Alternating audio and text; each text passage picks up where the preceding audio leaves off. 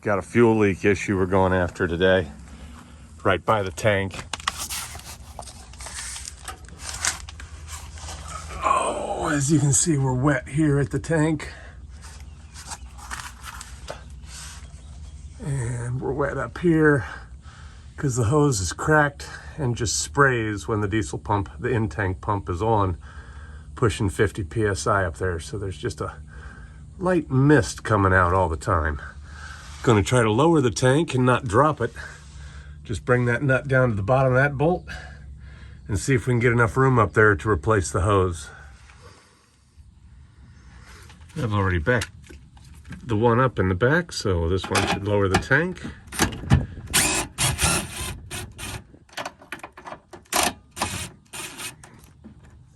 And there we are. So with the floor jack, put a block of wood, lift the tank up a little bit, and now we can unhook these.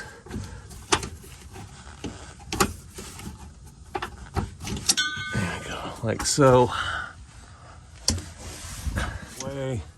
Put a little spacer back there so the back of the tank doesn't just fall down.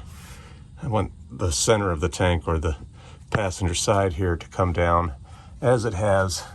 So now I can access those and that clamp and replace this hose.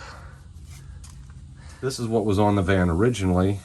I don't know where this hose came from. It's obviously pretty old, so I'm not going to put it on my van. Just want to show you how it was originally molded. We don't really need that. This is what I'm going to put on now. So this was a 9.5 millimeter hose, and it fit pretty snug. I had a hard time taking it off.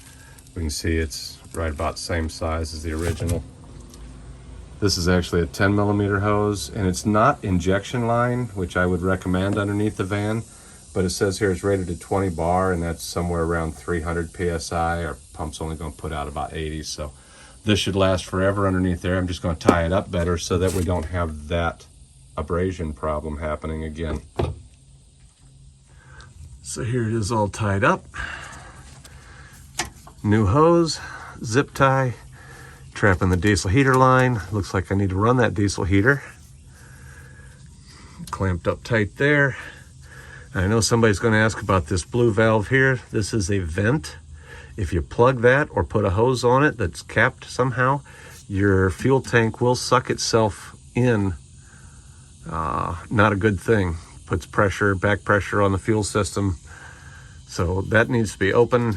That is just a free air vent. And now we are ready to put the tank back up. First we're going to jack it up, then we'll hook these back on and tighten up the nuts.